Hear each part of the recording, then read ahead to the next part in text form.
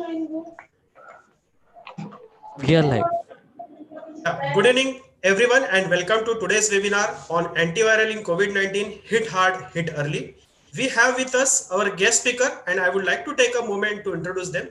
Today, we have with us Dr. Shwetang Jani. Dr. Shwetang Jani is interventional pulmonologist and intensivist practicing at Mahalakshmi Hospital, Kalol, and Shriji Hospital, Chandkheda, Ahmedabad. Dr. Shwetang Jani has a vast experience of COVID-19 management, and since from the beginning of this pandemic, COVID-19, Dr. Shwetang Jani is a proficient in identifying, diagnosing, and treating the various health issues and problems related to the respiratory ailments. With his requisite knowledge and expertise, he not just address the driver's seat of the health ailment and condition, but also prevent them. As a trained medical professional, he is also familiar with the latest advancement in the field of respiratory medicine. Along with Dr. Shwetang Jani, we have today with us Dr. Darshan Jani, who is one of the best critical care specialists in Rajkot. Dr. Darshan Jani is practicing as a consultant intensivist at Synergy Super Specialty Hospital and Star Hospital, Rajkot. He was also the ex-consultant intensivist at Wokad Hospital, Rajkot. He has done MBBS and MD Medicine and Indian Diploma in Critical Care Medicine. Dr. Darshan Jani has more than 10 years of experience as a critical care. Dr. Darshan Jani is also specialized in critical care and a consultant physician. He is also the member of the Indian Medical Association and Indian Society of Critical Care Medicine. Dr. Darshan Jani offers the best medical services with like critical care, emergency care, and he has a vast experience of treating the COVID-19 in patients also. So with this introduction, we will start our webinar. I request Dr. Shwetang Jani to start the same. Tairam, please start the slide presentations.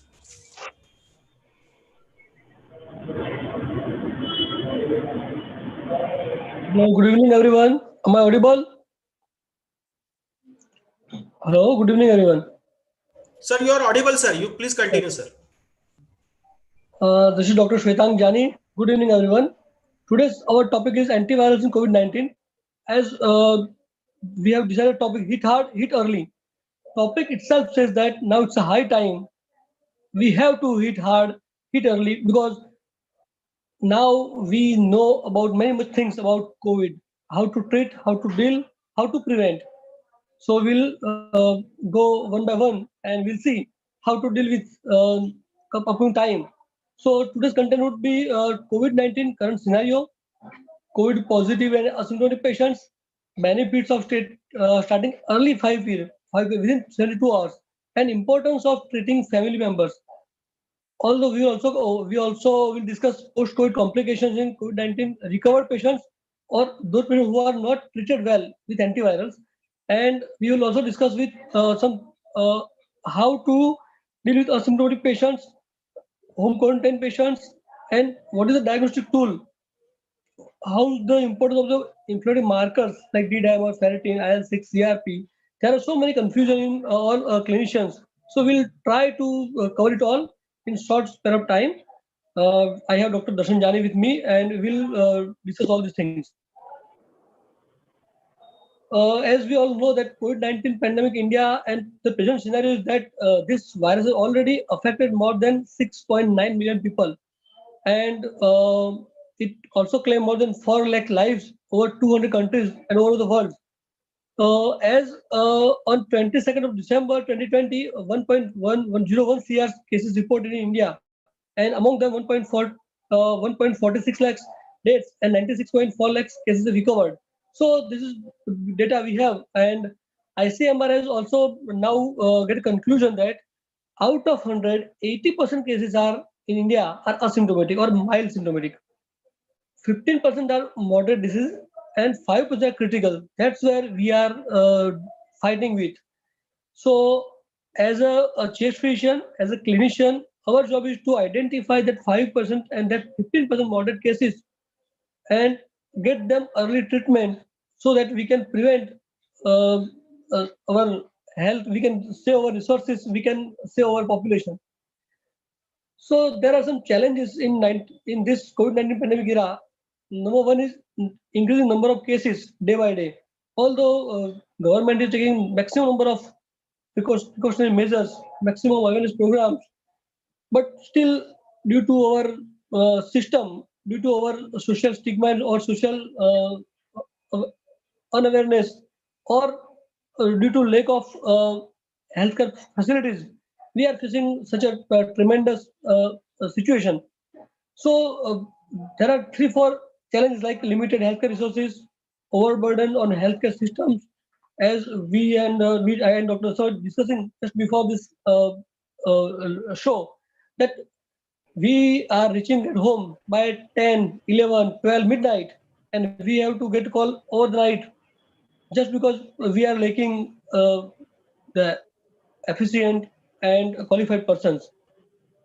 Another big issue is cost. Cost of the COVID-19 treatment is a big issue because since last 9, 8 months, the economy is also doing dull, and all the people are suffering from crisis. And to tackle with routine activity, it's also difficult. And if patient had to someone had to admit their relatives for get to treatment, so it's a big issue. So increased incidence of COVID-19 complications, their post-op ICU stays, and prolonged ventilator supports, multiple ionotropes and multiple antibiotics, multiple lab investigations, multiple times radiological investigations. So all these are things are very crucial and very overburden to the society. So we need to focus on early diagnosis, early treatment, and to prevent. So I urge all my clinicians, all my family physician friends, all seniors, please, we should be very keen in our OPD. We should do very clear, we must have clear notice, we must have clear guideline that which should test should be done at what time. Next slide, please. આમ તો ગુજરાતમાં છીએ તો ગુજરાતમાં થોડી ગુજરાતીમાં વાત કરીશ થોડી જે મેઇન સિમ્ટમ્સ છે આપણા એની અંદર કોવિડના જે કોમન કોલ્ડ જેવા સિમ્ટમ્સ છે માઇલ્ડ કેસીસની અંદર લાઈક કફ આવો થોડો શ્વાસ આવો ખાંસી આવી શ્વાસમાં તકલીફ થવી ક્યારેક ક્યારેક ફીવર આવો ફીવર ઘણીવાર ઠંડી લાગીને આવો મસલ એક થવો બહુ જ થાકી જાય લેથાર્જી વીકનેસ કોઈ ઢોર માર મારે આમ થકાન મહેસૂસ થાય થોડી રૂટીન એક્ટિવિટીમાં પણ માણસ થાકી જાય many time diarrhea vomiting gastric upset એ પણ સિમ્પટમ્સ લઈ લો પેશન્ટ વિધાઉટ પેશન્ટ પણ જે નવી વસ્તુ છે કોવિડ માટે પર્ટિક્યુલરલી એ છે loss of taste and smell જે પેશન્ટને જૂની બીમારી સિવાય નવા સિમ્પટમ્સમાં ટેસ્ટ ને સ્મેલ ઓલ ઓફ સડન થતી હોય છે ત્યારે we have to be very much clear કે આ કોવિડ જ હોય અને we should treat like covid હમણાં છેલ્લા 15 દિવસની અંદર જે સ્ટ્રેન જે વાયરલની સ્ટ્રેન્થ થોડી ચેન્જ થઈ છે કાં તો થોડો વાયરલનો લોડ થોડો ઘટ્યો છે તો હવે ફીવરના પેશન્ટની અંદર ઘણીવાર કોવિડ ના પણ હોય પણ ફીવર સાથે પેશન્ટ પ્રેઝન્ટ થાય છે ડેન્ગ્યુ અને ચિકનગુનિયા અને બીજા ડિસીઝ આવી રહ્યા છે પણ still we need to be very watchful for COVID at first. So આપણે આ સિમ્પટમ્સ જ્યાં પણ દેખાય છે ત્યાં અર્લી એને ડાયગ્નોઝ કરવું છે ક્યારે કયો ટેસ્ટ કરવો છે એ આપણે આગળની સ્લાઇડમાં જોઈશું આરટીપીસીઆર કયા સ્ટેજમાં કરવો છે એક્સરે કયા સ્ટેજમાં કરવો છે બ્લડના રિપોર્ટ્સ કયા કરવા છે એમાં શું જોવું છે શું જાણવું છે અને કયા ટેસ્ટના આધારે આપણે પેશન્ટને તેના રિલેટેડ કહી શકીશું કે આ કન્ફર્મ કોવિડ છે અથવા આને કોવિડ રિપોર્ટ પણ ડિટેક્ટ થતો નથી પણ we should treat like Covid એ પણ આપણે ડિસિઝન સાથે લેવું પડશે એના માટે આપણે જે 4-5 કોમન ઇન્સ્ટ્રુમેન્ટ છે 4-5 જે કોમન ટેસ્ટ છે એનો ક્યાં કેટલો ઉપયોગ કરવો એ આપણે ચર્ચા કરીશું. Next slide please. So ICMR અને ministry of health and family વેલફેરે એક સરસ મજાની નાનકડી ક્લાસિફિકેશન બનાવ્યું છે એની અંદર પેશન્ટના સિમ્પટમ્સ એનું ઓક્સિજન લેવલ એની બ્રીથિંગ ડિફિકલ્ટી છે કે પેલા એના સિમ્પટમ્સ અને એનો રેસ્પિરેટરી રેટ આ 4 ફેક્ટરના બેઝ ઉપર માઇલ્ડ મોડરેટ અને સિવિયર એવું ક્લાસિફિકેશન કર્યું છે. આ જે માઇલ્ડ કેસીસ છે જે આપણે આઈસીએમઆર ગાઈડલાઈનમાં કહ્યું છે કે 80% પેશન્ટ જે આપણે આપણી પ્રેક્ટિસમાં આપણે જોઈએ છીએ કે ઘણા પેશન્ટ આપણે હોમ ક્વોરન્ટાઇન કરીએ છીએ અને બધા ઘરે જ સારા થતા હોય છે માઇલ્ડ સિમ્પટમ્સથી એ બધા પેશન્ટ એવા હોય છે જેને બહુ જ લો ગ્રેડ ફીવર આવ્યો હોય અથવા સ્મેલ જતી રહી હોય અથવા થોડી વીકનેસ લાગી હોય યુઆરટીઆઈ થયું હોય ઓવર ધ પીરિયડ 2-3 દિવસમાં એ સિમ્પટમ ફ્રી થઈ જતા હોય છે અને એમનો રેસ્પિરેટરી રેટ એમનું કફિંગ બહુ જ મિનિમલ હોય છે એટલે આપણા માટે બેસ્ટ વસ્તુ છે કે આપણે નાનું પલ્સ ઓક્સિમીટર પેશન્ટના રિલેટિવને સમજાવીએ કે તમે રાખો તમે એમને કહો કે તમે તમારા વોટ્સએપની અંદર એવરીડે મને સવાર સાંજ તમારું સેચ્યુએશન પલ્સ અને તમારું બીપી અમને મોનિટરિંગ અપડેટ કરતા રહો દિવસમાં 2 વાર 3 વાર so that we can miss happy hypoxia. બીજો ઇસ્યુ છે ડિફિકલ્ટી બ્રીથિંગ અને ત્રીજો છે સિમ્પટમ્સ જે મેં કહ્યા એ પ્રમાણે જો મોડરેટ ડિસીઝ થઈ જાય તો પેશન્ટને આઈધર યુઆરટીઆઈ નો એલઆરટીઆઈ માં કન્વર્ટ થઈ જશે. So this patient will have coughing This patient will have chest difficulty, chest pain due to pneumonia. Some patient may have difficulty in breathing, and their saturation will drop from 96 to 95, 94, 93, 91. But it should not be below 90. But obvious, saturation down થશે, પેશન્ટને pneumonia હશે, LRTI હશે, તો respiratory rate about 24, 22, 23 થવાનો છે. So this patients are more vulnerable. અને એ સ્ટેજમાં જ આપણે પેશન્ટ આઈડેન્ટિફાઈ કરી લઈશું તો એ પેશન્ટને આપણે હોસ્પિટલાઇઝ થતા અટકાવી શકીશું. આઈધર આપણે એને જલ્દી રિકવર કરી શકીશું. અને જે માઇલ્ડ કેસીસ છે એ આપણું ફોકસ છે. માઇલ્ડ પેશન્ટને જ આપણે ત્યાંથી પ્રિવેન્ટ કરવાનું છે, એના ફેમિલી મેમ્બર્સને બચાવવાના છે, એના સરાઉન્ડિંગ જે પણ કોન્ટેક્ટ મેમ્બર્સ છે. આઇસોલેશનની જે આપણી ગાઈડલાઈન છે, જે પર્ટિક્યુલર ગુજરાતની અમદાવાદની વાત કરું તો આઇસોલેશનના ધજા ઉડી ગયા છે. લોકો ફોલો નથી કરતા, લોકો બહુ જ લાઇટલી ફરાય છે, મેરેજીસમાં જઈ રહ્યા છે, અત્યારે બધા ફંક્શન એટેન્ડ કરી રહ્યા છે. અને હમણાં એવા ઘણા કેસ જોવા મળે છે ક્રાઉડની અંદર એક સાથે ફેમિલીના 5 મેમ્બર 6 મેમ્બર સાથે આપણી જોડે ઓપીડીમાં બતાવવા આવી રહ્યા છે. જે સિવિયર કેસીસ છે એ ડિફરન્શિએટ થાય છે કે એનું સેચ્યુરેશન છે ને બિલો 90 થશે. એટલે these are the patient which are requiring oxygen therapy as soon as early. એટલે એમનો રેસ્પિરેટરી રેટ મોર દેન 30 હશે. Even they will not talk properly. થોડી મિનિમલ વાતચીત કરવામાં પણ કફિંગ થશે, થોડો ઊંડો શ્વાસ લઈને કફિંગ થશે. અને this patients will require either NRBM, either high flow nasal cannula, HFNC, or BiPAP support. Many patients, those who are diabetic, hypertensive, obese, they may require ventilator support. અને એ પેશન્ટનું જે પ્રોગ્નોસિસ છે બહુ જ ખરાબ છે. અને અમે બધા ઇન્ટેન્સિવિસ્ટ, બધા આઈસીયુ પ્રેક્ટિશનર મિત્રો આ લેવલે આવીને થાકી જતા હોઈએ છીએ. પેશન્ટને આઈસીયુમાં પછી મલ્ટિપલ કોલ્સ આવવાના ચાલુ થતા હોય છે કે અહીંથી ટ્રાન્સફર કરવું છે, ત્યાં ટ્રાન્સફર થવું છે પેશન્ટને. Our job is to identify early cases, early treatment, hit hard, hit early. એ જ આપણો આજનો મોટો છે ને આપણે એને ફોલો કરવો છે. Next slide please. જો આપ સ્લાઇડની અંદર જોઈ શકો છો કે જે બેસિકલી ઇન્ફ્લુએન્ઝા લાઇક ઇલનેસ છે, H1N1 છે, સારી છે અને COVID-19 છે. ઓલ ફોર આર લાઈક એકબીજાની સાથે બહુ જ મળતા હરતા છે. બધા જ સિમ્ટમ્સ, ફીવર છે, માયલ્જિયા છે, કફ છે, લેક ઓફ એનર્જી, સોર થ્રોટ, બ્રેથલેસનેસ, આ બધા સિમ્ટમ્સ કોમન છે, બધામાં જોવા મળશે. સિવિયરિટી પ્રમાણે માઇલ્ડ, મોડરેટ ને સિવિયર કેસ આપણે આઈડેન્ટિફાઈ કરવો પડશે સિમ્ટમ્સના આધારે. One thing which is unique about COVID-19 is કે પેશન્ટને loss of smell, loss of taste, અને એ આપણને આઈડેન્ટિફાઈ કરી આપશે ને વી શુડ એવું મળે છે આપણને symptoms, V should treat as early as possible. Diarrhoea again એક સિમ્ટમ્સ છે જે વાયરલ ડાયરિયા H1N1 ઘણીવાર જોવા મળે છે આપણને પાસ્ટમાં પણ કોવિડમાં એ બહુ સ્પેસિફિક છે. કોવિડના ઘણા પેશન્ટ ડાયરિયા સાથે પ્રેઝન્ટ થાય અને ફેમિલી ફિઝિશિયન જોડે ડાયરિયાની ટ્રીટમેન્ટ લઈને જાય, 3-4 દિવસ પછી અગેન ફીવર સ્પાઇક આવે ને પછી એ ચેસ્ટ એક્સરે, સીટી સ્કેન કરાવે, આર્ટિફિશિયલ કરાવે, પોઝિટિવ આવે, then we are little bit late કે આપણે એને એન્ટીવાયરલ લોડ કરવામાં 5 દિવસ મિસ કર્યા છે.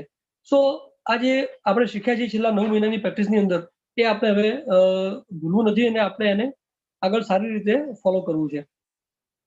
Next slide please.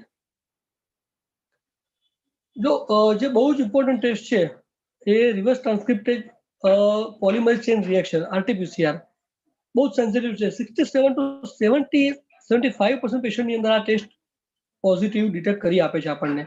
પણ આ ટેસ્ટ કરવા માટેનો બેસ્ટ ટાઈમ હોય છે ડે 3 સિમ્ટમ્સના, ડે 3, ડે 4.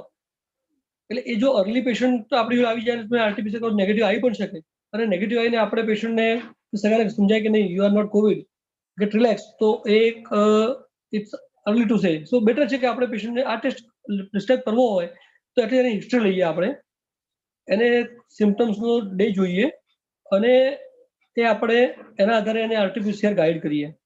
પેશન્ટ આપણી જોડે ફર્સ્ટ મિડ વીક આવતો હોય, 3, 4, 3rd, 4th ડે, તો we should definitely prescribe RT-PCR test. Next slide please. બહુ જ ઇમ્પોર્ટન્ટ બીજો ટેસ્ટ છે જે છે ચેસ્ટ એક્સરે, રેડિયોલોજીકલ ઇન્વેસ્ટિગેશન. ઘણા ડોક્ટર મિત્રો અને ઘણા રિલેટિવ્સ, ઘણા પેશન્ટ આપણને ડિમાન્ડ કરે છે કે ડાયરેક્ટ અમારું સીટી સ્કેન કરાવી લો sir. CT scan again definitely બહુ જ સારો ટેસ્ટ છે અને બહુ જ સારી આપણને માહિતી આપે છે, પણ સીટી સ્કેનનું રેડિયેશન થોડું એક્સરે કરતાં ઘણું વધારે છે. એટલે બેટર છે કે આપણે એક્સરે કરવું જોઈએ પ્રાઇમરી. અગેન એક્સરે અને સીટી સ્કેન બંને રેડિયોલોજીકલ ટેસ્ટ એવા છે કે જે ટેસ્ટ ફર્સ્ટ વીકની અંદર બહુ જ ઓછા પેશન્ટની અંદર પોઝિટિવ ફાઇન્ડિંગ આપે છે. યુઝ્યુઅલી પેશન્ટ માઇલ્ડ સિમ્ટમ્સ જ્યારે આવે છે, લોસ ઓફ ટેસ્ટ અને સ્મેલ, માઇલ્ડ કફિંગ હોય છે, ત્યારે યુઆરટી સાથે પ્રેઝન્ટ થતું હોય છે પેશન્ટ. અને યુઆરટી વાળા પેશન્ટની અંદર તમે ચેસ્ટ એક્સરે કે સીટી સ્કેન કરાવશો તો એ નોર્મલ આવશે. સીટી સ્કેન અને રેડિયોલોજીકલ વર્સનિંગ પેશન્ટનું usually day 8 to day 13 second વીકમાં થતું જોવા મળ્યું છે. આટલા 9 મહિનાની મારી એક્સપિરિયન્સ પ્રમાણે કહું છું તો. એટલે પેશન્ટ આપણે જો પ્રેઝન્ટ થાય છે સેકન્ડ વીક અથવા તો ફર્સ્ટ વીકના એન્ડમાં, ડે 6, ડે 5, ડે 7, ધેન અને આરટીપીસીઆર નેગેટિવ આવે છે, ઓર તમને તમારા ઓસ્કુલ્ટેશનની અંદર ક્રેપિટેશન્સ મળે છે, કોઈ પોઝિટિવ ફાઇન્ડિંગ મળે છે, તો તમારે એક્સની જરૂર પણ નથી. આરટીપીસીઆર પોઝિટિવ છે, you can start treatment. But for the satisfaction of patient and to judge at which level this pneumonia is involved in all lung parts, we need to do X-ray or CT scan. So, but the CT scan have typical ground glass opacity patchy shadow. કોવિડની સ્પેસિફિસિટી એ છે, કોવિડના જે સ્કેનની અંદર, કોવિડના એક્સરેની અંદર જે pneumonia બેસે છે, ન્યુમોનિયા પેરીફેરીમાં હોય છે. સો એ અટિપિકલ વાયરલ ન્યુમોનિયાના ક્લાસિકલ ફીચર્સ છે. જે ટીબીની અંદર અપર લોબ ઇન્વોલ્વ થતો હોય, બીજા બેક્ટેરિયલ ન્યુમોનિયાની અંદર લોવર લોબ ક્યારેક ડાયાબિટીસમાં આવે કે લોબર ન્યુમોનિયા આવે, એવું કોવિડમાં નથી હોતું. કોવિડમાં યુઝ્યુઅલી પેરીફેરલી શેડો હોય છે. એટલે એ કોવિડને બીજા ન્યુમોનિયા ડિફરન્ટ પાડે છે અને આપણને એ ગાઈડ વધારે સારી રીતે કરશે. Next slide please.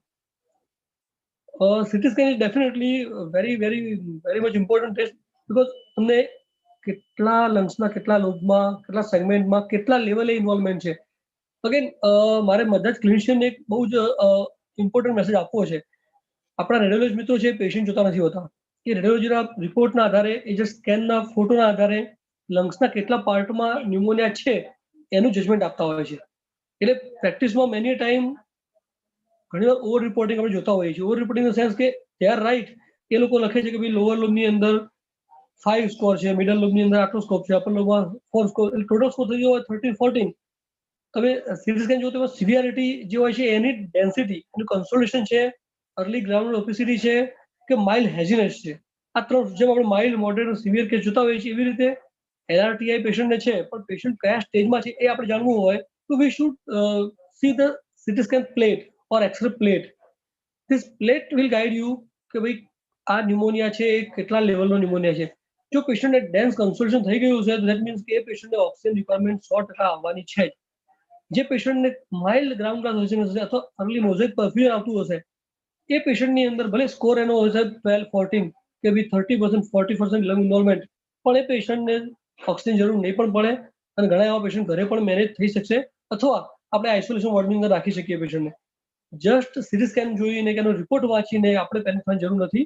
અને આપણું ઇટ્સ અવર જોબ કે આપણે રિલેટિવ્સને પણ થોડા કાઉન્સિલ કરીએ અને એને જસ્ટિફાય કરીએ, એનો સ્કેનનો રિપોર્ટ સાથે એનો પ્લેટ જોઈએ અને એ સાથે પેશન્ટને ક્લિનિકલી એક્ઝામિનેશન કરીએ.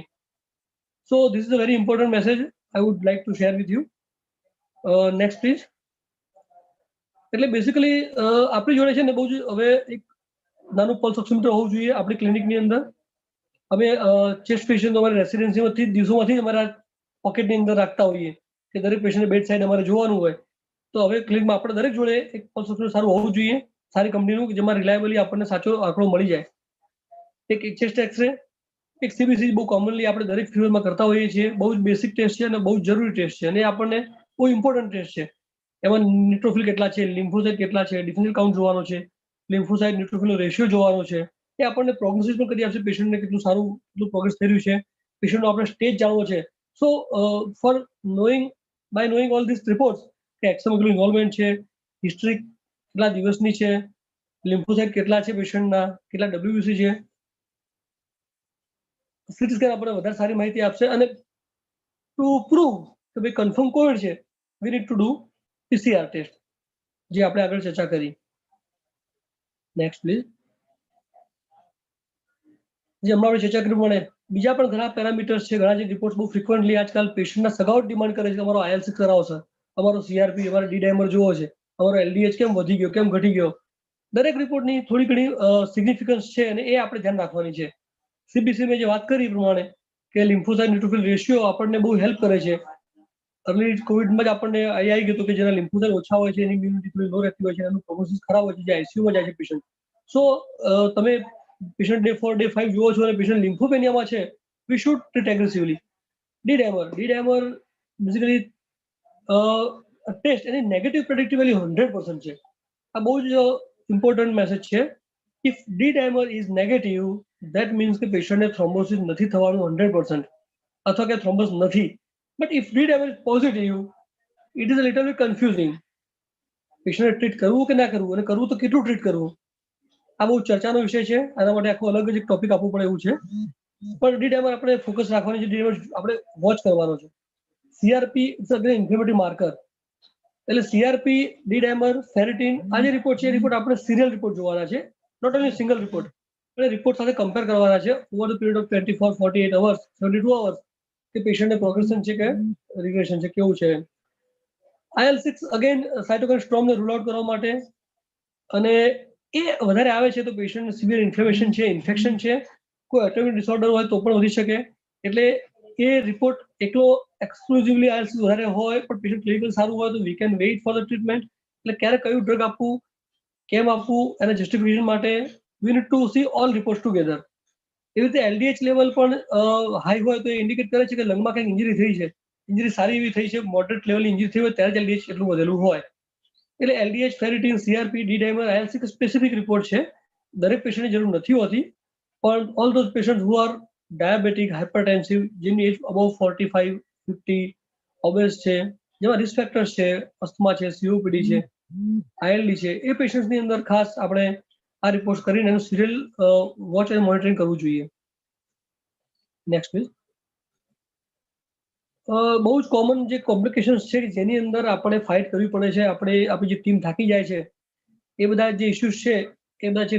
સૌથી પહેલા ન્યુમોનિયા ટ્રીટ થતા ARDS, sepsis, septic shock, then cardiac failure, hypotension due to shock, and then renal failure due to inadequate hydration. કારણ કે પેશન્ટ તો એનો ઇન્ટેક ડાઉન રહેવાનો છે ડ્યુ ટુ કોવિડ, અને જે ICU ની અંદર બેલેન્સ રહેવું જોઈએ ફ્લુઇડનું, મેન્ટેન ના થઈ શકે.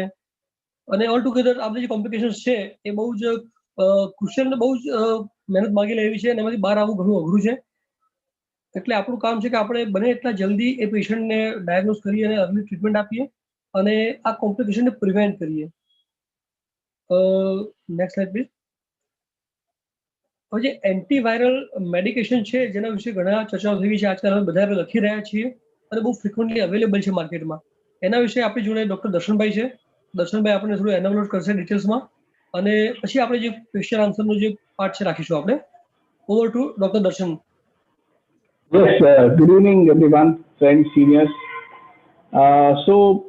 My topic today is the role of antiviral, favipiravir, or role of antiviral in general. કે antiviral drugs આપણે શું કામ આપવી જોઈએ ને ક્યારે આપવી જોઈએ. Before starting the presentations, before going into all the data, all the clinical trials and all the provings, we all of us know, બધાને ખબર છે કે COVID-19 is caused by SARS-CoV-2 virus. So it is a virus. Basically virus બોડીમાં entry લે છે, virus બોડીમાં replicate થાય છે અને બોડીને ડેમેજ કરે છે. એકવાર ડેમેજ થઈ જાય છે પછીના સ્ટેજ ઉપર ઘણા બધા કોમ્પ્લિકેશન્સ, ઘણી બધી એની મેડિકેશન્સ પણ છે, બટ એ ટીડિયસ કોર્સ લે છે. તો what is the role of antiviral? In simple language, એન્ટીવાયરસનો રોલ એ છે કે જે બોડીમાં વાયરસનું રેપ્લિકેશન છે, કે જે વાયરસની માત્રા વધારવાનું છે, the amount of viri which are spreading into the body, એને પહેલેથી જ કંટ્રોલ કરવાની વાત છે. So if you control the viral replication early on in the disease, then you can probably decrease the amount of the medications in the future course that the patient is going to have, and probably decrease the complications also. Next slide please. So favipiravir is a very common antiviral known for use in COVID-19. It is also known as the Favipira or Favilavir. It's an antiviral drug being developed by Toyoma Chemical of Japan. Favipiravir is an antiviral agent that selectively and potentially inhibits the RNA polymerase. So this is basically the mechanism of action of the drug Favipiravir. Okay, it inhibits the RNA polymerase and thus it stops or it abrupts the viral replication. Favipiravir has shown activity against influenza virus, West Nile virus, yellow fever virus, foot and mouth disease virus, as well as other flaviviruses, Arnia viruses, Bunia viruses, and Alpha virus. Favipiravir has been approved for experimental use against COVID-19 by regulatory agencies of Italy, China, and India. And it is being used widely in India with a lot of benefits to the patients. Next slide, please. Yes. So this is basically the mechanism of action. So favipiravir enters the cell, it is incorporated in the cell, and it converts into its active form, which is favipiravir ribofuranosyl phosphate by the host cell enzyme. This triphosphate form, the favipiravir RTP, inhibits the viral RNA polymerase activity as shown in the figure. And this is how it stops the viral replication. Next slide, please. So salient features, so some points about favipiravir, which every treating clinician who is handling COVID cases, and that means all the doctors on any given day should know. It's a broad spectrum antiviral. Early initiation, that is within 72 hours of the first symptoms, helps to reduce the viral progression. Early initiation helps to overcome the disease progression.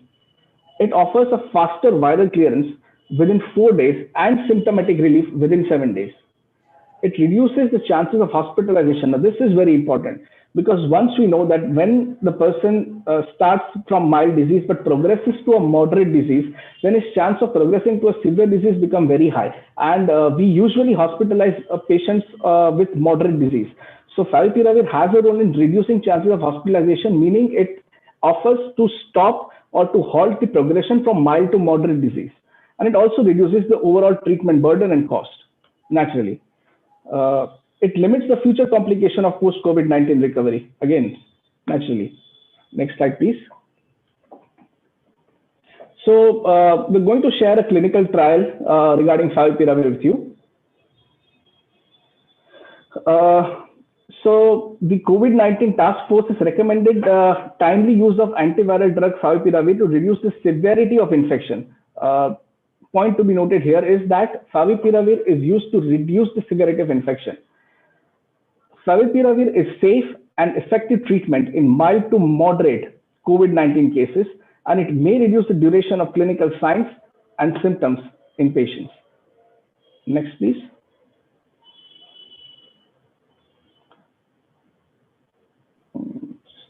Yes. So the clinical trial, which was published, had 150 patients with mild to moderate symptoms who were chosen to evaluate the efficacy and safety of favipiravir treatment versus standard supportive care alone that has been going on since the beginning of the pandemic. Within 48 hours of testing them positive for COVID-19, patients received 3,600 milligrams of favipiravir on day 1, followed by 800 milligram BD twice daily to a maximum of up to 14 days, along with all the standard supportive care.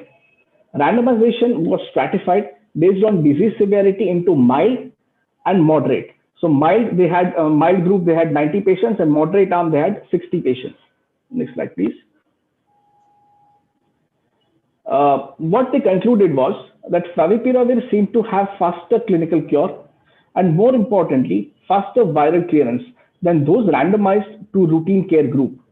In this study, it has been found that 69.8% of the patients in the favipiravir treatment arm achieved clinical cure by day 4. So, as we said, hit hard, hit early. Again, I will like to emphasize that drug, of course, is important. It is important to use an antiviral. For mild to moderate disease, we can, mild to early moderate disease, we can use favipiravir. For moderate to severe onwards, we have to go to remdesivir. But it is as much it is important to know regarding the drug, it is also very important to know regarding the timing of the administration of the drug. Because, again, I want to emphasize that એકવાર વાયરસની માત્રા બોડીમાં વધી જશે, once the virus replicate, તો આપણે થોડાક late થઈ જશું અને એન્ટીવાયરલની જે આપણી ઇફેક્ટ્સ છે which we are expecting from the antiviral, which we are expecting from these small clinical trials that have been published, won't be there. So timing is important. Next slide, please.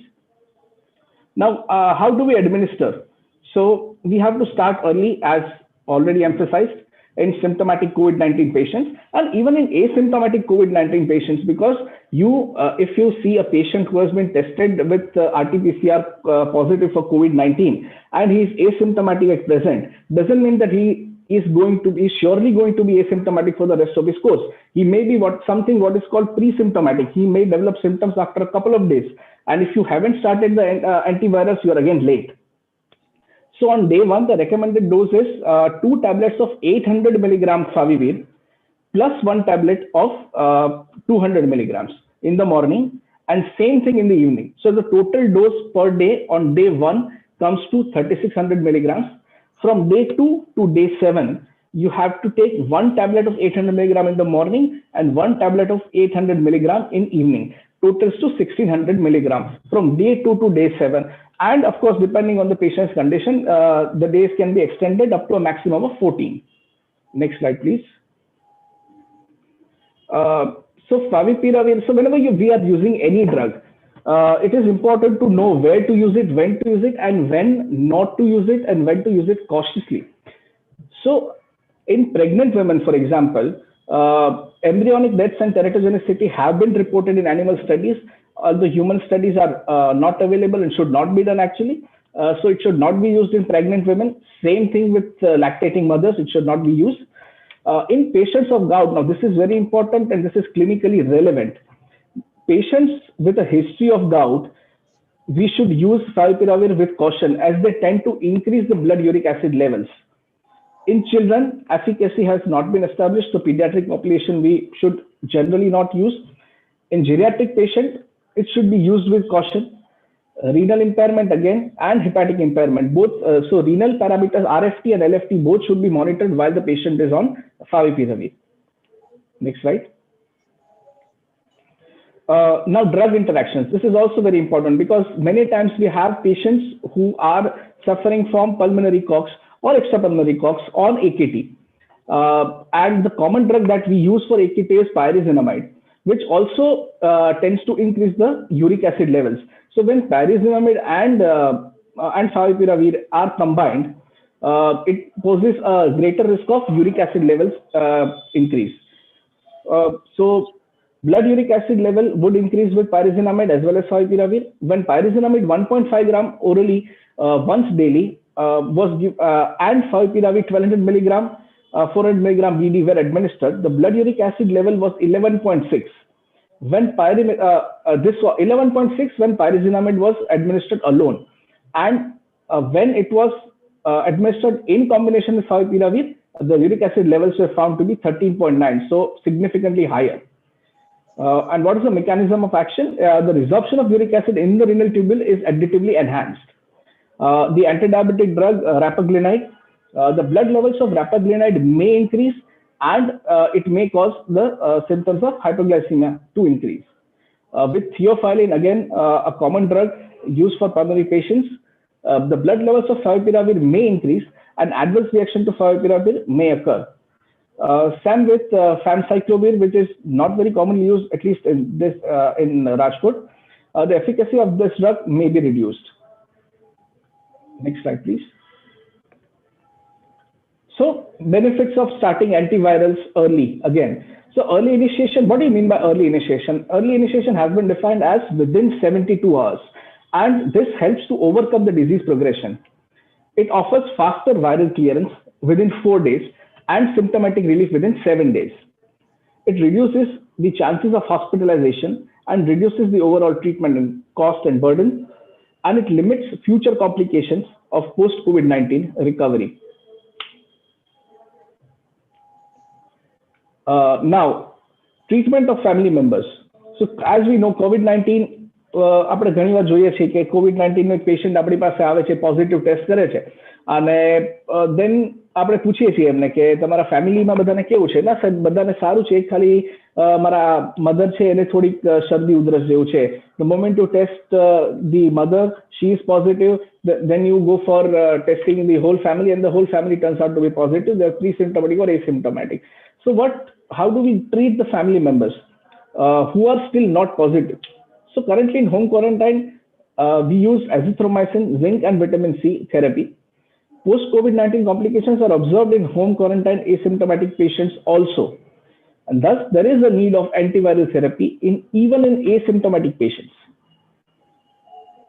Next slide, please. Now, what are the post-COVID-19 complications that we keep talking about?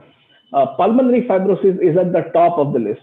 Many elderly people, diabetic people, many people who have had extensive pneumonia, who end up without pneumonia resolution. So first stage is ground glass opacity, then it climbs up to dense consolidation. Then we have some people with a crazy paving pattern, and most likely what we have seen is crazy paving pattern. Once it sets in, it tends to end with a fibrosis. And fibrosis is a very tedious process to treat, and many people end up with having permanent lung damage, permanent fibrosis, and their quality of life is majorly compromised. Second thing is cardiovascular complications like myocarditis and also ischemic heart disease, myocardial infarction, diabetes, blood pressure, deep vein thrombosis, again very common, blurred vision, and of course the newly hyped mucormycosis. All are almost like, many are deadly, and almost all of them would severely compromise the patient's quality of life. The diagnostic test post COVID-19 recovery. So, how do we monitor a patient of post COVID-19? The single breath count is a very good test. It can be done at the bedside. It can be done in your OPD. It doesn't require any sort of instrument. It just requires communication between the doctor and the patient. Just ask the patient to take a deep breath and start counting down. The moment the patient leaves his breath, that is the single breath count. It measures the vital capacity of the patient's lung, and a single breath count of 20 is a must for any patient post-COVID. Peak flow meter, again, is a very good test. It's just a small instrument that is available, doesn't run on electricity. Most of the times we have electronic peak flow meters also, can be had in OPD, and it can measure the patient's progress.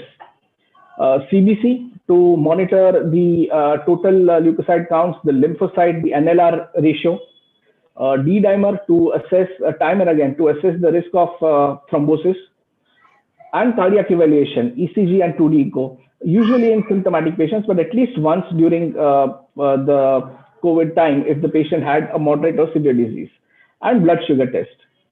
Ideally, after 4 weeks or earlier, these things should be done if patients complains active breathlessness or shortness of breath. Thank you.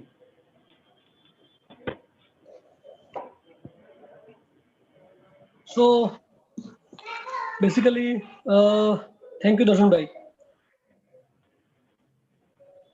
આજે pre Covid અને post Covid અને complications એના પછીનો follow up, આ બધું જ બહુ important વસ્તુઓ છે, અને આવનારા 6-8 મહિના વર્ષ સુધી આપણે આ જ જોતા રહેવાનું છે હજુ.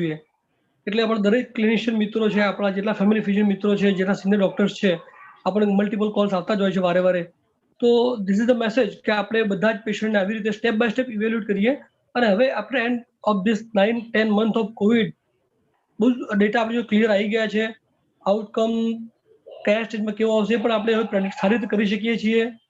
તો પછી આવનારા સમયમાં પોસ્ટ કોવિડ પેશન્ટની કોમ્પ્લિકેશન પ્રિવેન્ટ કેવી રીતે કરવી એ, અને કોવિડ થઈ ગયા પછી પેશન્ટનું પિરિયોડિકલી પલ્મનરી ફંક્શન ટેસ્ટ એ થોડોક ડિફિકલ્ટ હોય છે કે તમારે nearby chest physician patient મોકલવું પડે, પણ રાધર તમે તમારા ત્યાં પીક ફ્લો મીટર રાખી શકો દરેક જનરલ પ્રેક્ટિશનર, અને એ પણ એક સિમ્પલ પીક ફ્લો મીટરથી પણ એના પેશન્ટને ડેટા રાખીને મોનિટર કરી શકે, like glucometer.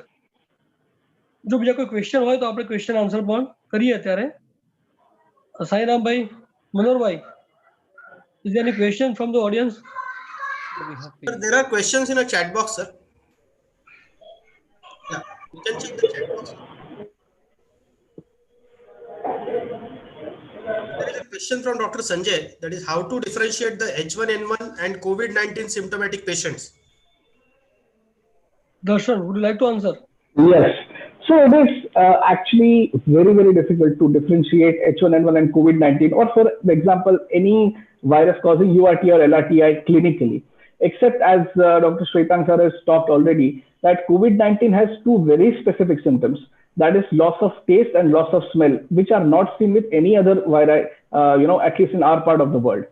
Otherwise, diarrhea, yes, COVID-19 presents with more of GI symptoms than H1N1, but it is impossible to tell just by clinical examination or just blood tests of the patients whether the patient has H1N1 or COVID-19. So we should ideally go for RT-PCR, And if the cases of H1N1 concomitantly are actually in this season are coming up, then we should also go for an RT-PCR of H1N1, provided that COVID-19 is negative. Yes, nice. For chest fish, I would like to add, જે લોકો ચેસ્ટની practice કરે છે ને જે those are intensive, those are practicing since long, અમારા માટે થોડું H1N1 અને કોવિડનો ન્યુમોનિયા ડિફરન્સ કરવો થોડો ઇઝી હોય છે by seeing CT scan, but for general practitioner એના માટે એ થોડું ડિફિકલ્ટ છે. એટલે expert radiologist either chest physician can differentiate by seeing CT scan. Other symptomatically symptoms wise all are more or less same. બીજા બે ક્વેશ્ચન છે doctor Tripathi સરનો ક્વેશ્ચન છે, અસિમ્પ્ટોમેટિક પેશન્ટમાં પણ હેવી આપવી કે નહીં? I would say yes. કારણ શું છે કે પેશન્ટ આપણી જોડે આવે છે ત્યારે માઇલ્ડ સિમ્ટમ્સ અસિમ્પ્ટોમેટિક હોય છે પેશન્ટ, પણ એનામાં વાયરસનો તો ઇન્ફેક્શન છે, દેટ્સ વાય ઇઝ પોઝિટિવ હી ઓર શી. જો આપણે એ ટાઈમે એને એન્ટીવાયરલ નહીં લોડ કરીએ તો એ પેશન્ટ એના ફેમિલી મેમ્બર્સને કોવિડ આપશે, અથવા એના અસિમ્પ્ટોમેટિક છે માટે એ એટલો રિલેક્સ હશે કે મને કંઈ તકલીફ છે જ નહીં, આઈ એમ ફ્રી, એટલે એ બધા પ્રોટોકોલ ફોલો નહીં કરે, આઇસોલેશનનો પ્રોટોકોલ ફોલો નહીં થાય તો he can be A super spreader. અને બીજું કે વી નેવર નો કે કયા પેશન્ટને બીજા વીકની અંદર કોમ્પ્લિકેશન થશે. ફર્સ્ટ વીકની અંદર એન્ટીવાયરલ જેટલી અર્લી આપીએ છીએ, ઇવન પેશન્ટ જે એડમિટ થતા હોય છે પેશન્ટ, એ પણ અમે એન્ટીવાયરલ જેટલી જલ્દી આપીએ છીએ એટલા જલ્દી એને ઓક્સિજનની રિક્વાયરમેન્ટ ડાઉન થતી જોવા મળી છે. એકવાર પેશન્ટ સેકન્ડ થર્ડ સ્ટેજની અંદર, એટલે કે એલઆરટી ડેવલપ થઈ ગયો છે, સેકન્ડરી ન્યુમોનિયા બહુ મોટો થઈ ગયો છે ડેવલપ, પછી એ પેશન્ટને રેમડેસિવિર પણ અસર નથી કરતા. 10 દિવસ 12 દિવસ સુધી રેમડેસિવિર આપવા છતાં પણ tocilizumab all together multiple antibiotics, steroids, ventilator support પછી પણ we are helpless. Better thing is that કે પેશન્ટ ડિટેક્ટ થયું છે, એના આરટીપીસીઆરમાં વાયરલ લોડ મોડરેટ છે, વી શુડ સ્ટાર્ટ. હા, mild CT value less more than 32 42 આવતી હોય તો કદાચ તમે વેઇટ કરી શકો, પણ આઈ વુડ સે એમાં પણ વેઇટ નહીં કરવી જોઈએ. મેની ટાઈમ હું તો સજેસ્ટ કરું કે પેશન્ટ આપણી ઓપીડીમાં આવે છે અને પોઝિટિવ ડિટેક્ટ થાય છે અને એના ફેમિલી મેમ્બર જો આપણને કહેતા હોય કે મને પણ થોડીક શરદી ખાંસી છે અથવા સ્મેલ નથી આવતી, I would say that don't wait for RT-PCR. Straightforward, we should give empirical antiviral to all those who are with the patient. એટલે થશે છે કે એ પેશન્ટ આપણી જોડે 3 દિવસ પછી આવશે રિપોર્ટ કરાવીને, એ પહેલા આપણે એન્ટીવાયરલ આપ્યું હોય તો પોસિબલ છે કે એ પેશન્ટનો આરટીપીસીઆર નેગેટિવ પણ આવી જાય at the end of the 96 hours.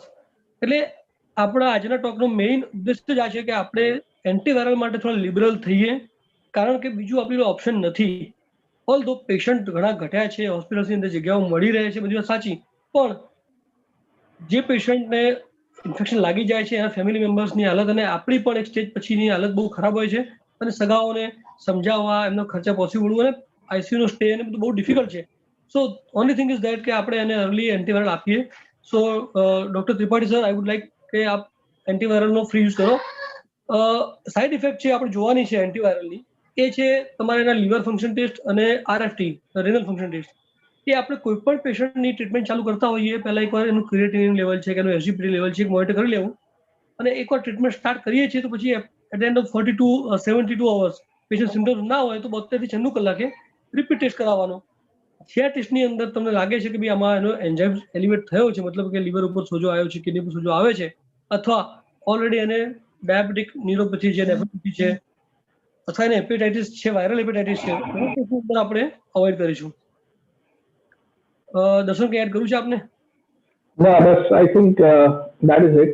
અને yes, even in asymptomatic patients મને લાગે છે કે બરાબર છે, asymptomatic છે બટ પોઝિટિવ છે ઓર પોઝિટિવ કોન્ટેક્ટ હિસ્ટ્રી છે or mildly symptomatic છે, we should go for early antivirals, because the early antivirals, if there are no absolute contraindications, the side effects in the initial days are very minimal. Apart from gastritis, severe gastritis, we don't see any other side effect in the initial days at least. If the patient comes out negative, then at least on third, fourth day, fifth day, we can stop the antiviral, but we should start it early. Yes, sure. બીજો એક question પણ છે એની સાથે.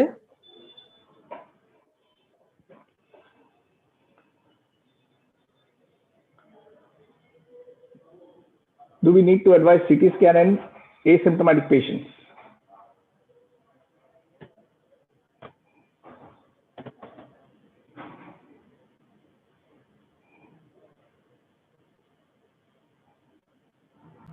Shwetang sir, your voice is not audible. Hello. Shwetang sir, your voice is not audible. Saira?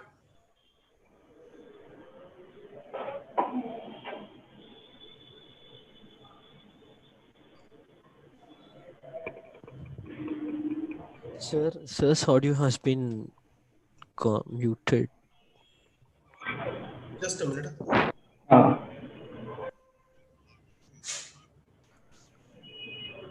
Just a minute.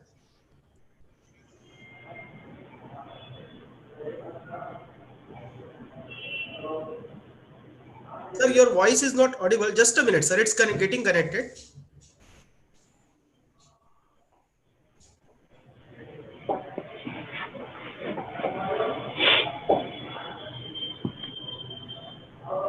I think some technical issues are there.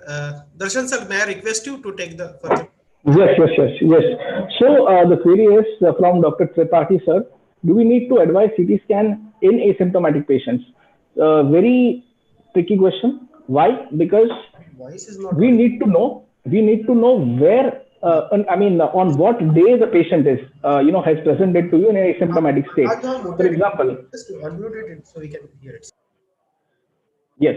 So, for example, if the patient has just come positive on day one and he is not having any signs or symptoms, then probably we should not go for a CT scan. But yes, if the patient is asymptomatic or minimally symptomatic on day 5 or day 6, we should go for at least one CT scan just to confirm whether whether or not he's having a lower respiratory tract infection or not. It usually helps because there are many patients which present to us as critical care specialists with moderate disease for inpatient management who have been almost asymptomatic or minimally symptomatic since till the day 7th. But as we all know that the cytokine storm may also strike patients who have been asymptomatic clinically or minimally symptomatic day 7 onwards. So we have seen such patients who did not have a baseline CT scan done, and then it becomes very difficult to assess the progress of the CT scan opacities. So yes, if the patient is asymptomatic on day 4 or day 5, we should go for a CT scan. In early stage, we do not need to go. Then next question, what is the role of vitamin D? And I'll take the next question from Dr. Kunjal also. The importance of zinc and vitamin C as adjuvant therapy. So there have been reports of vitamin D, zinc, and vitamin C having multiple benefits in almost all the viral diseases, especially vitamin C and zinc have also been used in the sepsis cocktail. So the exact role, as per the research, may not be known. But if the patient has a very low vitamin D and is having a moderate to severe disease, full dose of therapeutic dose of vitamin D should be given, and we give it in all patients. And if the patient is having either mild disease or his vitamin D levels are within normal range, that is sufficient. We should at least give a lower dose, that is 2000 international units per day for at least 10 days. It has a role in decreasing the viral replication. Same thing for zinc and vitamin C. High dose vitamin C helps a lot, that we have seen clinically. Query from Dr. Nihar. Can we start oseltamivir in suspected patients and then based on RT-PCR reports shift to favipiravir? I tend to disagree with that. Why? Because as of now, what we are seeing is that COVID-19 is the thing out there. Most of the patients who have a URTR and LRTI as of now are testing positive for COVID-19. So instead of starting with oseltamivir and then shifting to favipiravir, it may be wise to start favipiravir and then shift to oseltamivir if the patient is negative. On the other hand, if you are suspecting that you are seeing cases of H1N1 and our season chair especially, their H1N1 would start, and we have a couple of case reports, then it may be wise to start both and then de-escalate on one based on the PCR reports. Query from Shwetang is online. Yes, am I audible? Yes. Okay. Yes, you are. Yes. So rightly said. So which drug should be used depends on the RT-PCR test, and we can use empirical both medications. One more question about mucormycosis. Mucor is not actually novel disease; it's an old disease, but it's highlighted due to COVID. And now, due to COVID, we have to use very heavy dose of steroids. And all the centers and all the physicians are not using judicial use of steroid. Many a time patient is in crisis, so in emergency condition, we all are using heavy dose of steroids. And due to steroids, but obviously immunity is going to down. અને secondary infection બધા લાગવાના છે જ. એટલે Mucor એક fungal infection છે, બહુ deadly infection છે. અને આ ઇન્ફેક્શનના ઇન્ફેક્ટેડ પેશન્ટોની મોર્ટાલિટી એમ પણ 80-90% હોતી હોય છે. સારામાં સારી દવા ટાઈમસર મળે તો પણ અંતિમ પેશન્ટ આપણી જોડે અને બહુ અર્લી અને એન્ટીફંગલ કેસોફેન્જિન હાયર એન્ટીફંગલ થેરાપી છે એ પ્રોપર એના વજન પ્રમાણે ડોઝમાં આપવાની હોય છે. આ આઈસીયુમાં રાખીને આપી શકાય અને એ પણ ઇન્ફ્યુઝન પંપમાં આપવી પડતી હોય છે. ગ્લુકોનાઝોલ કે એટ્રાકોનાઝોલ કામ નહીં કરે એટલે હાયર એન્ટીફંગલ એડમિશન કરવી પડે. એનું વેઇટ જોઈને ઇન્ફ્યુઝન પંપની અંદર સાથે એના બીજા પેરામીટર એનું ઇસીજી અને એના લીવર ફંક્શન ટેસ્ટને મોનિટર કરવા પડે. અને એ જો ટ્રીટમેન્ટ મળી જાય તો મ્યુકરના પેશન્ટ પણ સારી રીતે આવી શકતા હોય છે. એટલે બેસ્ટ થિંગ તો એ છે કે આપણે પ્રેક્ટિસની અંદર સ્ટેરોઇડનો યુઝ બહુ જ લિમિટેડ ને સારી રીતે કરવો જોઈએ કે જ્યાં જેટલી જરૂર છે.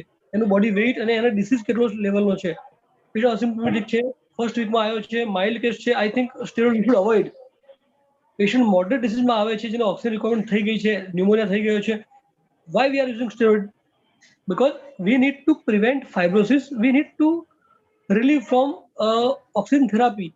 અને જેનું ઇન્ફ્લેમેશનનો પાર્ટ છે that will be covered up by steroid. So basically કોવિડની ટ્રીટમેન્ટ તો આપણી એન્ટીવાયરલ જ છે, પણ એની જે કોમ્પ્લિકેશન્સ છે, જે ઇન્ફ્લેમેશનનો પાર્ટ છે, સ્ટ્રોમ છે, એ અવોઇડ કરવા માટે આપણે મોલેક્યુલ્સ વાપરવાના છે અને એનો આપણે સારો ઉપયોગ કરવાનો છે. એનીથિંગ ટુ એડ, ડોક્ટર દર્શન?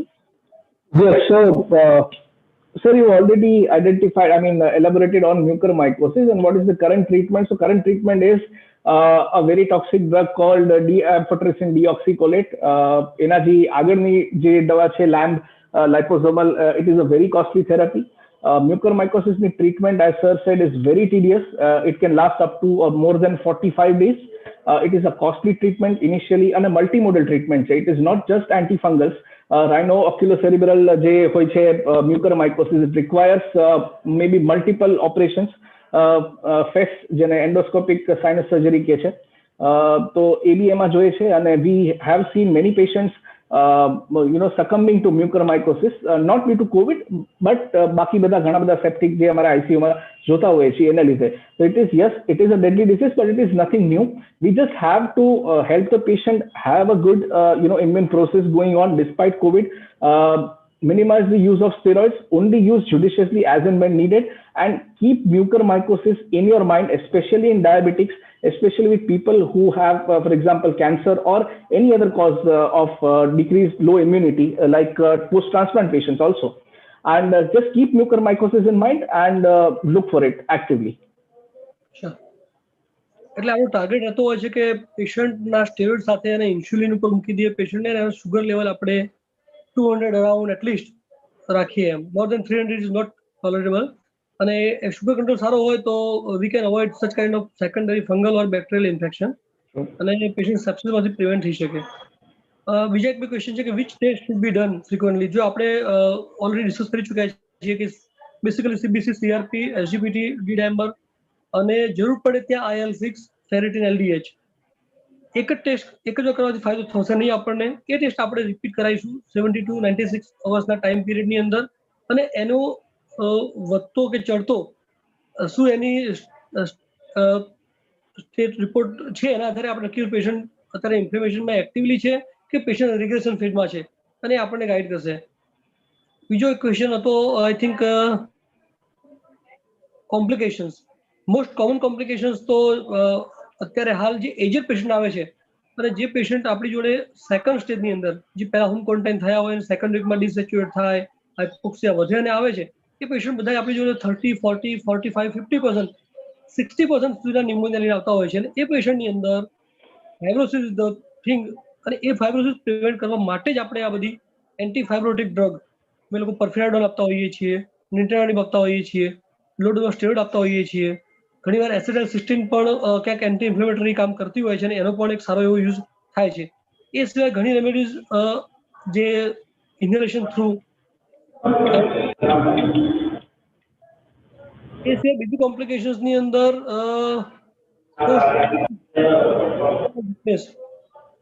એ પણ બહુ કોમન છે. એ ટ્રીટ કરવા માટે ઝીંક અને vitamin C, vitamin B complex supplement I think it's enough. અને દરેક પેશન્ટ આપણે હાઇડ્રેશન મેન્ટેન કરવા માટે સલાહ આપીએ. દર્શનભાઈ કંઈ એડ કરવું છે આપને? Yes, so post-COVID complications, sir, as you rightly said, fibrosis is by far the most common and an extremely notorious complication અમે જે આપણે જોઈએ છે. Second thing, thrombotic complications are of late we have been seeing more also. Strokes, myocardial infarction, peripheral vascular diseases, in which we have to go for intervention. That also of late we have been seeing more and more. But usually જે પહેલેથી પ્રીડિસ્પોઝ patient છે, usually આપણે MI, stroke, આ બધું young પેશન્ટ્સમાં અમે નથી જોતા હોતા. જે એલ્ડરલી છે, પાસ્ટ હિસ્ટ્રી ઓફ સ્ટ્રોક છે, past history of peripheral vascular disease છે, ક્યાંક થ્રોમ્બોટિક ઇવેન્ટ છે, ડીવીટી છે, એમાં યુઝ્યુઅલી આ જોતા હોઈએ છીએ. અધર દેન દેટ ક્યારેક ક્યારેક myocarditis also we seen. But yes, fibrosis is the most common and we should actually actively look for it and try to prevent it. Yes, any more questions? Sir, I think there are no more questions, sir. So that is what all about, sir. Anything else you want to share, sir? Yes, I want to share one more thing. We forget to discuss the role of heparin and anticoagulant. Yeah. Role of antiplatelet. Right. બહુ જ important છે. હજુ આપણે જો બહુ limited data છે, પણ thrombosis થાય છે બહુ કન્ફર્મ છે. જેટલી પણ બાયોપ્સી થઈ છે એમાં થ્રોમ્બોસ મળ્યા છે. એટલે એન્ટીપ્લેટલેટ અને anticoagulant therapy should be given to every patient, but by seeing his profile, those are who diabetic, જે હાઈ રિસ્કમાં આવે છે પેશન્ટ, ઓબેસિટી છે, કાર્ડિયોવાસ્ક્યુલર ડિસીઝ છે, હાઇપરટેન્શન છે, આઈએચડી છે, એ લોકોને ઓલરેડી ચાલતી હોય છે તો વાંધો નથી. યંગ ફેલો ઘણા આપણે પાછળથી પોસ્ટ કોવિડ સ્ટ્રોક સાથે, પોસ્ટ કોવિડ એમઆઈ સાથે જોઈએ છીએ. એ પ્રિવેન્ટ કરવા હોય તો I think either Ecosprin antiplatelet safer at least for 2 months. અને જો પેશન્ટ ડીડેમર પરસિસ્ટન્ટ થઈ રહેતો હોય તો પછી આપણે એપ્સિબેન છે કે ડેબિગેટ્રોન છે, એની ઓફ વી શુડ ચૂઝ. અને જ્યારે પેશન્ટ એડમિટ ત્યારે તો આપણે લો મોલેક્યુલર હેપેરિન આપતા જોઈએ છીએ. એટલે આ 3-4 વસ્તુઓ being a clinician we should keep on watch. અને જે પેશન્ટને આપી હોય છે એ પેશન્ટને એની કોમ્પ્લિકેશન એટલે કે બ્લીડિંગ ના થાય. બ્લીડિંગ પીઆર છે કે અપર જીઆઈ બ્લીડિંગ છે કે નોસ્ટ્રિલમાંથી એપિસ્ટેસિસ થાય, હેમોપ્ટેસિસ થાય છે, એ પણ આપણે જોવું પડશે. એ પણ rather than us, જે આપણા ફેમિલી ફિઝિશિયન નાની નાની કોમ્પ્લિકેશન એમને જ આપવાના છે. એટલે they must know about all these things. Thank you. Thank you very much, sir. Both of you have shared your valuable clinical experience with the audience, and definitely, I am confident that definitely audience must have seen it very useful and informative, as well as a practical approach for current COVID-19 management. On behalf of Hetero Health, thank both of you for giving your valuable time as well as sharing your valuable clinical experience with the delegates who are on the board. Once again, thank you, sir. Have a nice day. Thank you. And take this message, carry on. All the best. Thank you. Thank you.